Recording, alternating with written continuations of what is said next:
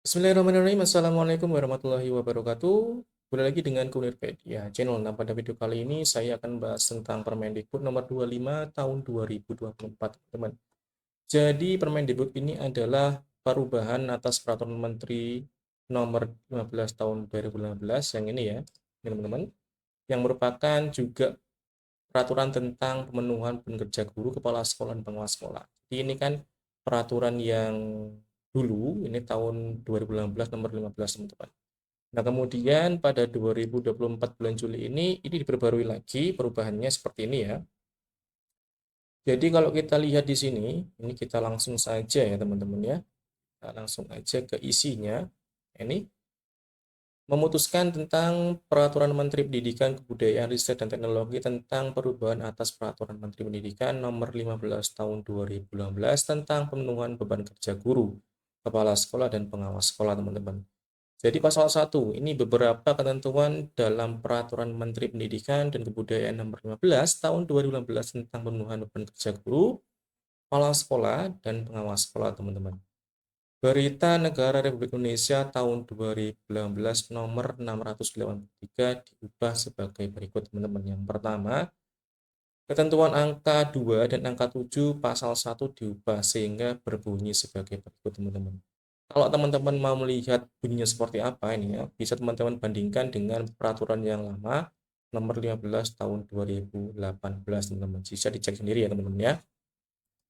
Saya lanjutkan lagi ini ya, perubahannya seperti apa. Pada pasal 1, dalam peraturan menteri ini yang dimaksud dengan guru adalah pendidik profesional dengan tugas utama mendidik, mengajar, membimbing, mengarahkan, melatih, menilai, dan mengevaluasi peserta didik pada pendidikan anak usia dini, jalur pendidikan formal, pendidikan dasar, dan pendidikan menengah. Kemudian 6.2, kepala sekolah adalah guru yang diberi tugas untuk memimpin pembelajaran dan mengelola satuan pendidikan yang meliputi taman kanak-kanak, taman kanak-kanak luar biasa, sekolah dasar luar biasa, sekolah menengah pertama luar biasa, sekolah menengah atas, kemudian sekolah menengah kejuruan, sekolah menengah atas luar biasa, atau sekolah Indonesia yang berada di luar negeri. Kemudian poin 3, pengawas sekolah adalah guru pegawai negeri sipil yang diangkat dalam jabatan pengawas satuan pendidikan. Poin 4, tatap muka adalah interaksi langsung antara guru dan peserta didik dalam kegiatan pembelajaran atau pembimbingan sesuai dengan beban belajar peserta didik dalam struktur kurikulum. Kemudian satuan administrasi pangkal yang selanjutnya disebut dengan Satminkal. Ini kalau kita sering dengar adalah sekolah induk, teman-teman. Jadi ini namanya adalah Satminkal. Adalah satuan pendidikan utama yang secara administrasi guru atau kepala sekolah terdaftar sebagai guru atau kepala sekolah. Jadi sekolah induknya, teman-teman, ini maksudnya. Kemudian yang poin 6, dinas adalah satuan kerja perangkat daerah yang membidangi urusan pendidikan di tingkat daerah provinsi atau daerah kabupaten atau kota. Poin 7, menteri adalah menteri yang menyelenggarakan urusan pemerintahan di bidang pendidikan, teman-teman. Kemudian yang ini, pasal 2, ketentuan ayat 1, ayat 2, ayat 4 huruf D, ayat 7 dan ayat 8 pasal 4 diubah serta ditambahi satu ayat baru sehingga pasal 4 berbunyi sebagai berikut. Kalau teman-teman ingin ngecek pasal 4-nya, ya, pasal-pasal yang diubah ini dan ditambah ini bisa dicek di sini, teman-teman. Saya ingat kembali ya. Pasal 4 di sini, poin pertama, merencanakan pembelajaran atau pembimbingan sebagaimana dimaksud pada pasal 3 ayat 1 huruf A meliputi pengkajian kurikulum pembelajaran atau pembimbingan atau program kebutuhan khusus pada satuan pendidikan. Kemudian yang B, pembuatan rencana pelaksanaan pembelajaran atau pembimbingan sesuai standar proses atau rencana pelaksanaan pembimbingan, teman-teman. Yang poin 2, melaksanakan pembelajaran atau pembimbingan sebagaimana dimaksud pada pasal 3 ayat 1 huruf B merupakan pelaksanaan dari perencanaan pembelajaran. Kemudian yang 3, ini paling penting ya teman-teman ya, ini bisa diperhatikan teman-teman. Pelaksanaan pembelajaran sebagaimana maksud pada ayat 2 yang ini ya, dipenuhi paling sedikit 20 jam tatap muka, teman-teman, per minggu, dan paling banyak itu 40 jam tatap muka per minggu, teman-teman, seperti itu. Jadi Untuk pemenuhan jamnya ini paling sedikit 20 jam pelajaran tatap muka per minggu atau paling banyak 40 jam tatap muka. Jadi maksimal 40 jam, minimal ini adalah 24 jam tatap muka, teman-teman. Yang poin 4, pelaksanaan pembimbingan sebagaimana dimaksud pada ayat 2 dipenuhi oleh guru bimbingan dan konseling dengan membimbing paling sedikit 5 rombongan belajar per tahun, teman-teman. Kalau pada peraturan sebelumnya kan guru BK ini dihitungnya adalah per kepala, jadi minimal harus 150 siswa, teman-teman. Seperti itu, teman-teman. Nah, kalau yang peraturan baru ini paling sedikit adalah 5 rombel per tahun, teman-teman. Seperti itu. Kemudian nomor 5, menilai hasil pembelajaran atau bimbingan sebagaimana dimaksud pada pasal 3 ayat 1, huruf C merupakan proses pengumpulan dan pengolahan informasi untuk mengukur pencapaian hasil belajar peserta didik. Jadi ini tugas-tugasnya dari seorang guru, teman-teman, yaitu menilai kemudian mengukur dari segi aspek sikap, pengetahuan, dan keterampilan. Seperti itu, teman-teman. Nah, kemudian yang poin 6, ini membimbing dan melatih peserta didik sebagaimana dimaksud pada pasal 3 ayat 1 huruf D dapat dilakukan melalui kegiatan kokurikuler dan atau kegiatan ekstrakurikuler, teman-teman. Kemudian, nah ini penting, nomor 7, ini terkait tugas tambahan yang diakui di Dapodik nantinya, yang ini berkaitan dengan info gathering-nya teman-teman, untuk pemenuhan jamnya, yaitu 24 jam pelajaran per minggu minimal ya. Yang diakui di sini ada yang pertama, ini adalah Wakil Kepala Satuan Pendidikan, yaitu Wakasek, teman-teman. Ini pada pasal 3 ayat 1 ya, huruf E. Yang B ini Ketua Program Keahlian Satuan Pendidikan, kemudian ada Kepala Perpustakaan, kemudian ada Kepala Laboratorium, Bengkel, atau Pembelajar Industri Satuan Pendidikan. Yang E, pembimbing khusus pada satuan pendidikan yang menyelenggarakan pendidikan inklusif atau pendidikan terpadu, teman-teman. Kemudian yang F ini tugas tambahan selain sebagaimana dimaksud pada huruf A, ini ya, A sampai E ini, yang terkait dengan pendidikan di satuan pendidikan. Kemudian poin 8 ini, tugas tambahan sebagaimana dimaksud pada ayat 7, huruf A sampai huruf D ini ya, A, B, C, D ini, dilaksanakan pada satuan administrasi pangkalnya, teman-teman. Jadi untuk poin A, B, C, D ini harus dilaksanakan di sekolah induk, teman-teman. Wajib. Kemudian yang nomor 9, ini tugas tambahan sebagaimana dimaksud pada ayat 7 huruf E sampai F, yang ini ya, E sama F, ini dilaksanakan pada satuan administrasi pangkalnya dan atau di luar satuan didikan atau satuan administrasi pangkalnya, teman-teman. Jadi dilaksanakan pada sekolah induk atau sekolah non-induk, teman-teman, seperti itu. Kemudian yang 3, ketentuan ayat 1, pasal 5, ini diubah sehingga pasal 5 berbunyi sebagai berikut, teman-teman. Tugas tambahan sebagaimana dimaksud pada pasal 4 ayat 7 huruf A sampai huruf D, nah ini tadi, ini A sampai D ini diekuivalensikan sebesar 12 jam tatap muka, teman-teman. Jadi untuk wakil kepala sekolah, ketua program keahlian, kepala perpus, kepala lab, bengkel, dan pembelajaran industri, ini diekuivalensikan sebanyak 12 JP atau 12 jam pelajaran, teman-teman, per minggu bagi guru mata pelajaran, atau pembimbingan terhadap 3 rombel belajar per tahun bagi guru BK untuk pemenuhan beban mengajar dalam melaksanakan pembelajaran atau bimbingan sebagaimana dimaksud pada ayat 3 pasal 4 dan ayat 4. Teman-teman, seperti itu. Jadi kalau pemahaman saya untuk yang ini, pembimbingan terhadap 3 rombel ini untuk guru BK, teman-teman. Kalau misalnya rombelnya hanya ada 3, ya. Jadi kalau rombelnya ada 3, ini berarti guru BK ini masih mendapatkan 12 JP, teman-teman. Kemudian untuk sisanya mendapatkan 24 jam pelajaran itu bisa ditambahi dengan tugas tambahan ini, teman-teman. Seperti itu. Itu menurut pahaman saya. Kemudian yang nomor 2, ini tugas tambahan sebagaimana dimaksud pada pasal 4 ayat 7 huruf E, diekuivalensikan dengan 6 jam tatap muka per minggu bagi guru pendidikan khusus untuk pemenuhan beban kerja dalam melaksanakan pembelajaran atau bimbingan sebagaimana dimaksud dalam pasal 4 ayat 3 dan ayat 4, teman-teman. Jadi untuk huruf E, kita lihat huruf E, pembimbing khusus ya, seperti itu. Kemudian ketentuan huruf D, huruf G, huruf A, kemudian huruf I ayat 1, ayat 5, ayat 6, ayat 7, pasal 6 diubah serta ditambahi dua huruf, yakni huruf J dan huruf K ayat 1, pasal 6, sehingga pasal 6 berbunyi sebagai berikut.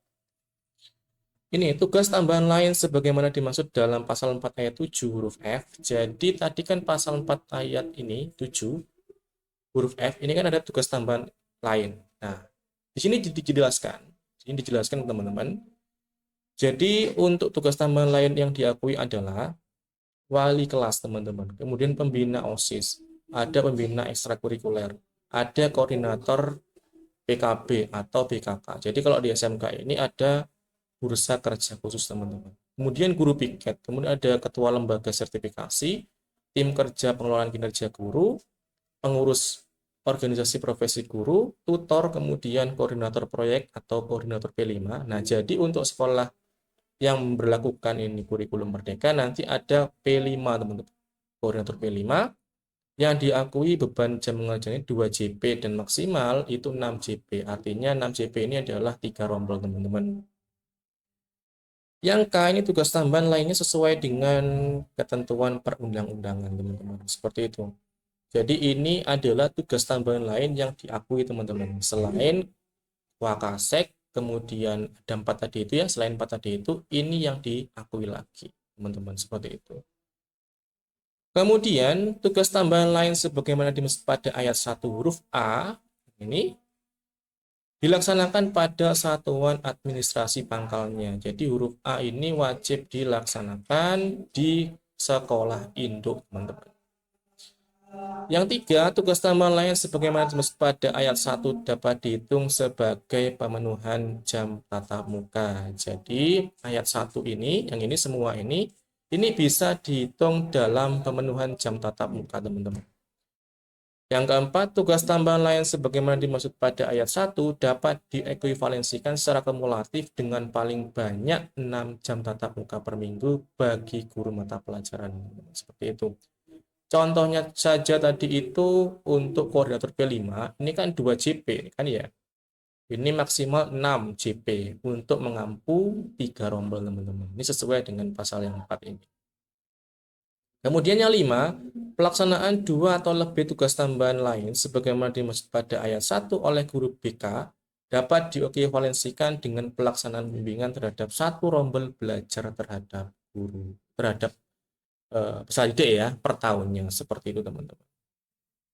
Rincian ekuivalensi tugas tambahan lain sebagaimana pada ayat 1 sampai ayat 1A sampai huruf K ditetapkan oleh menteri.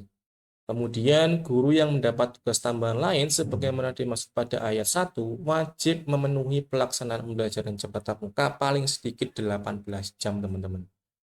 Jadi untuk bisa mendapatkan tugas tambahan ini A sampai K ini yang pada pasal 1 ini ayat 1 ya menurut saya ini harus memenuhi jam tatap muka paling sedikit 18 jam teman-teman.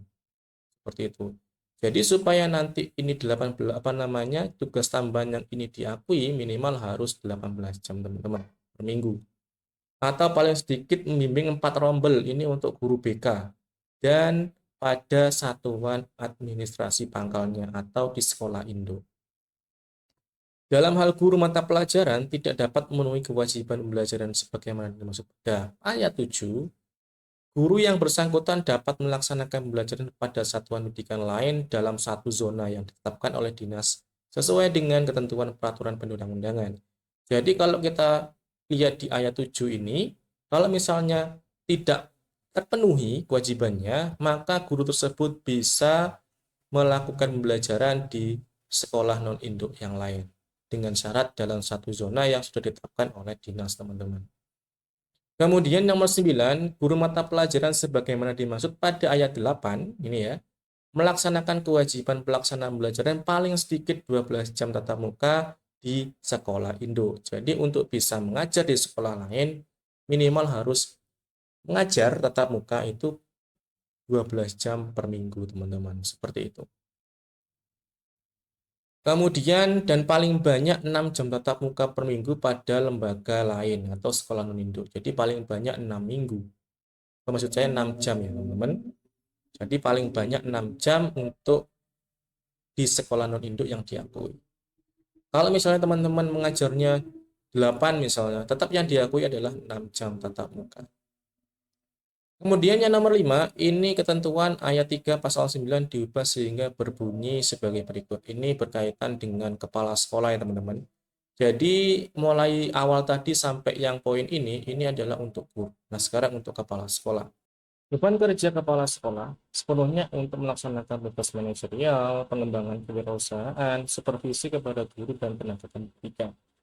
Kemudian yang ayat 2, beban kerja kepala sekolah sebagaimana dimaksud pada ayat 1 ini ekuivalen dengan pelaksanaan pembelajaran yang atau bimbingan sebagaimana dimaksud pada pasal 4 ayat 3 dan ayat 4 yang merupakan bagian dari pemenuhan beban kerja selama 37,5 jam kerja efektif sebagaimana dimaksud dalam pasal atau pasal 2 maksud saya.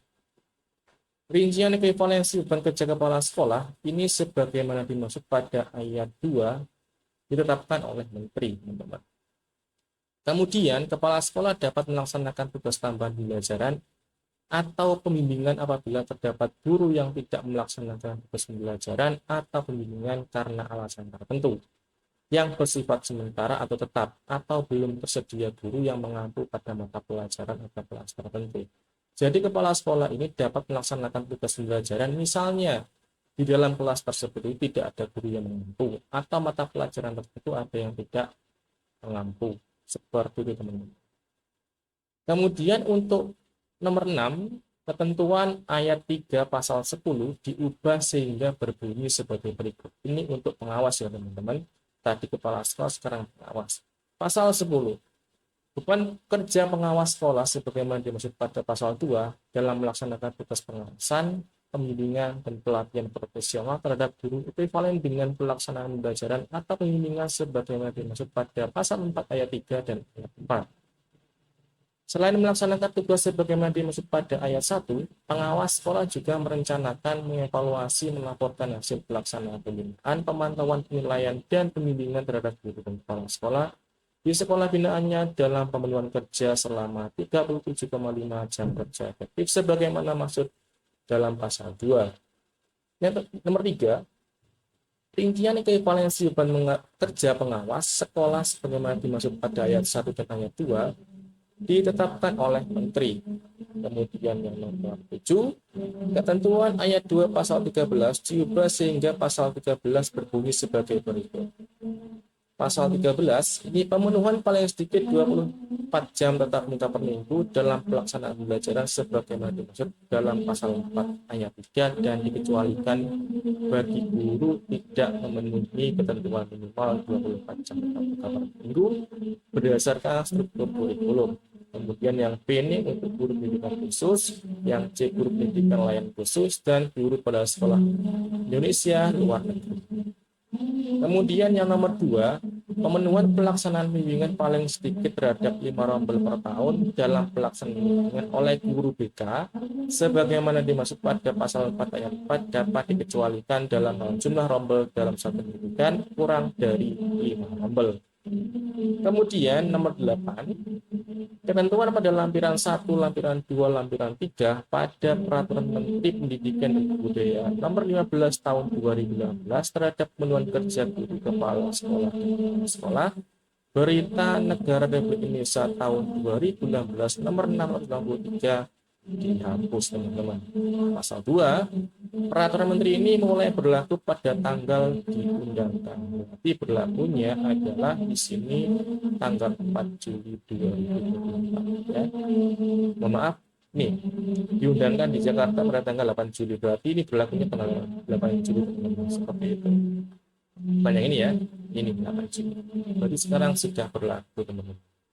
Mungkin hanya itu yang bisa saya informasikan terkait Permendikbud ini. Semoga video ini bermanfaat buat teman-teman semua. Saya akhiri, wassalamualaikum warahmatullahi wabarakatuh.